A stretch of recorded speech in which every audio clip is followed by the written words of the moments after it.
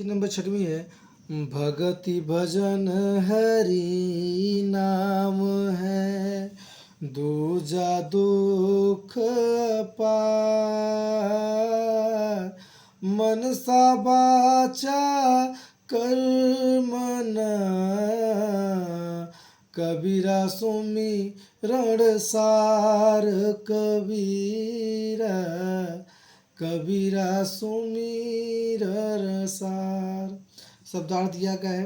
संदर्भ आपको मैंने बता दिया कि प्रस्तुत पद्यांश हमारी जो हिंदी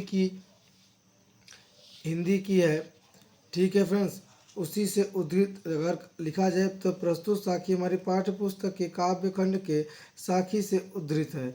यह कबीर द्वारा रचित कबीर ग्रंथावली से लिया गया है। ठीक है फ्रेंड्स, तो अब हम प्रसंग देख लेते हैं, उसके बाद उसकी व्याख्या देखते हैं। तो प्रसंग कहता है कि प्रस्तुत साखी में संत कबीर दास ने भव सागर पार करने के लिए ईश्वर के स्मरण को उपयोगी बताया है।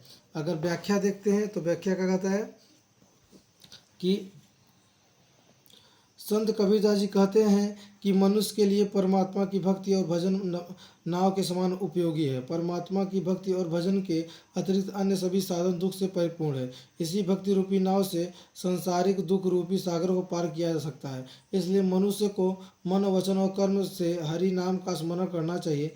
यही जीवन का परम सत्य सार है। ठीक है फ्रेंड्स, इसमें आपको काव्य सौंदर्य भी दिया गया है और जो भी कौन सा अलंकार है, शैली क्या है, रस क्या है, शब्द शक्ति क्या है, दिया गया है। ठीक है फ्रेंड्स, तो चलिए हम अपनी इसको देख लीजिएगा। साखी नंबर 7 में चलते हैं। साखी नंबर 7 कहती है,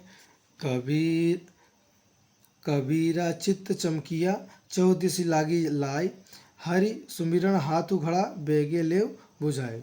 ठीक, शब्दार्थ दिया गया है, आप इसको देख लीजिएगा। संदर्भ हमने आपको बता दिया है।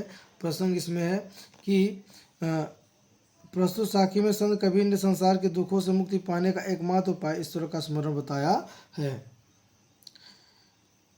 व्याख्या कर देते हैं। संत कबीरदास जी कहते हैं कि उनके हृदय में ज्ञान की ज्योति फैल गई है, जिसके कारण उन्हें संसार में चारों ओर विषम वासनाओं की आग लगी हुई दिखाई दे रही है। ठीक है फ्रेंड्स, अब हमारे पास ईश्वर का स्मरण रूपी घड़ा है, जिससे शीघ्र ही इन विषय वासनाओं रुचि अग्नि को बुझा लेना चाहिए। भाव यह है कि सांसारिक जाल से मुक्ति का एकमात्र उपाय ईश्वर का स्मरण है। ईश्वर स्मरण के द्वारा ही दैविक तथा भौतिक दुखों से मुक्ति पाई जा सकती है। ठीक है फ्रेंड, चलिए काव्य सुंदर देखते हैं। आप काव्य सुंदर देख लीजिएगा। ठीक है फ्रेंड, अब हम अपने साखी नंबर 8 में चलते हैं। करी आषाढ़ियाँ झाई पड़ी, पथ निहारी निहारी, जीवड़ियाँ छाला पड़ी और राम पुकारी पुकारी। शब्दार्थ दिया गया है, आप इसको देख लीजिएगा। संदर्भ मैंने आपको बता ही दिया है। प्रसंग प्रस्तुत साखी में संत कबीरदास ने विरह से व्याकुल जीवात्मा के दुख को दर्शाया है।